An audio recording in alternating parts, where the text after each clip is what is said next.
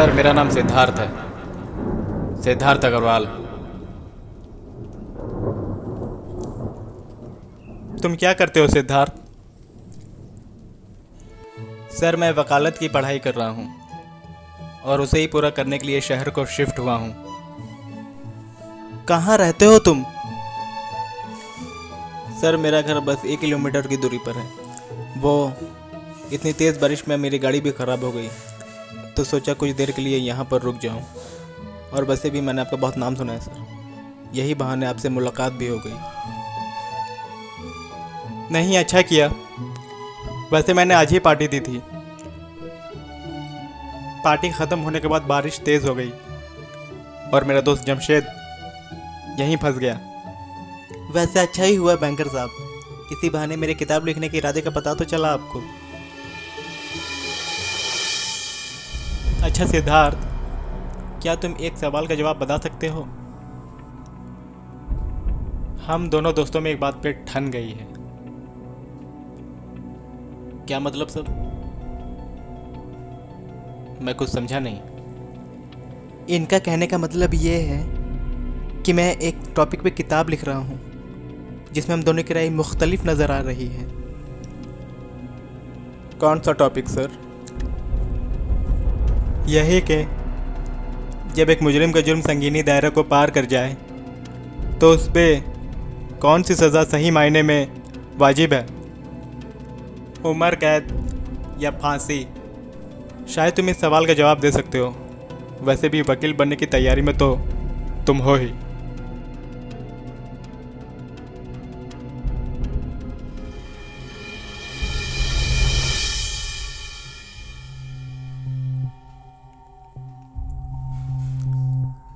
Sir, मेरे हिसाब से दोनों ही तरीका गलत है, अधार्मिक है।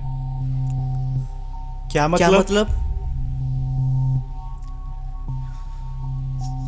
सर, जब एक मुलजिम का जुर्म साबित होता है तो उसे मुजरिम करार दिया जाता है और उस मुजरिम को उसके जुर्म के मुताबिक सज़ा दी जाती है।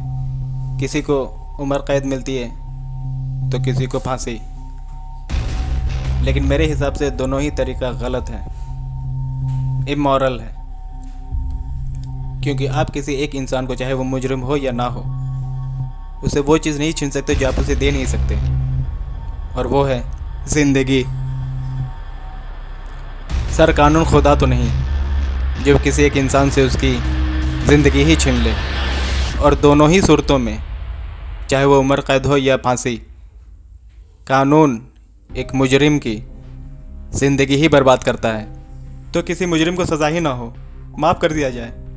ऐसे तो जुर्म की दास्तान और परवान चढ़ेगी वकील साहब। नहीं सर, मैंने ऐसा भी नहीं कहा। सर, अगर सज़ा देने की ही बात है तो मेरे हिसाब से उस लिहाज में उम्र कैद ही एक तरीके से सही सज़ा है। जैसा कि मैंने पहले कहा। Are you out of your mind? तुम तो जमशेद की भाषा बोल रहे हो। नहीं, एक बात बताओ, भला कोई कैद में रह के कैसे अपनी पूरी ज़िंदगी गुजार दे? तुम्हें अंदाज़ा भी है कि जब एक कैदी जेल की 4 दीवार में कैद होता है तो कितना घुटता है, कितना तड़पता है? सर, ये तो उस कैदी की मेंटालिटी पे डिपेंड करता है। सर, एक कैदी कैद में रह के भी अपनी ज़िंदगी को बेहतर बनाने की कोशिश कर सकता है। कम से कम उसकी ज़िंदगी तो उसके साथ है। देखो यंगमैन, तुम जज्बात में आके ऐसा बोल रहे हो। सर, मैं तो बस फैक्ट बोल रहा हूँ। तुम जो बहस कर रहे हो मेरे साथ, क्या तुम में हिम्मत है? क्या तुम एक बंद घर, एक बंद कमरे में 15 साल गुजार सकते हो? सर, मैं ऐसा क्यों करूँ सर? मैं क्यों अपनी ज़िंदगी बंद कमरे में गुजारूँ? मैं कोई मुजरिम तो नहीं। जानता हूँ कि तुम कोई मुजरिम नहीं हो जो कैद में अपनी ज़िंदगी गुजार दो, लेकिन इन 15 साल के बदले तुम्हें कुछ अदा की जाए तो?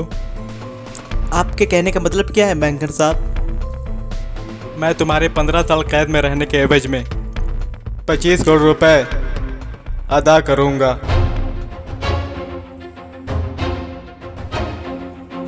ये क्या कर रहे हैं बैंकर साहब? इस तरह के शर्त का कोई मतलब नहीं बनता बैंकर साहब।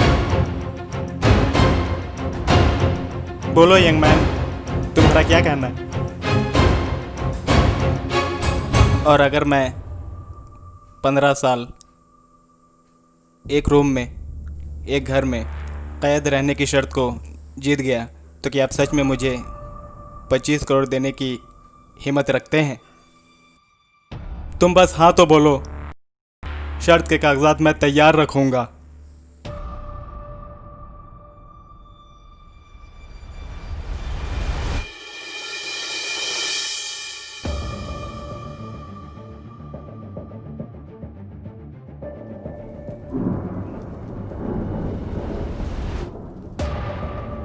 पच्चीस करोड़ 25 करोड़, वो भी 15 साल एक कैद में रहने के लिए।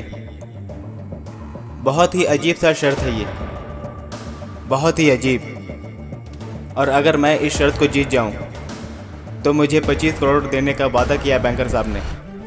और जहां तक मैंने इनके बारे में सुना है, जुबान के पक्के इंसान हैं ये। और जहां तक मैं खुद को जानता हूं, मैंने आज तक कोई शर्त हारी नहीं है। और ये शर्त सिर्फ हार और जीत का नहीं, बल्कि इसके साथ जुड़े इसके एवज में हासिल हो रहे रकम की है। और ये भी सच है कि मैं तो क्या, कोई भी इंसान 15 साल में 25 करोड़ कमाने का दम नहीं रखता, चाहे वो किसी भी ओहदे का हो।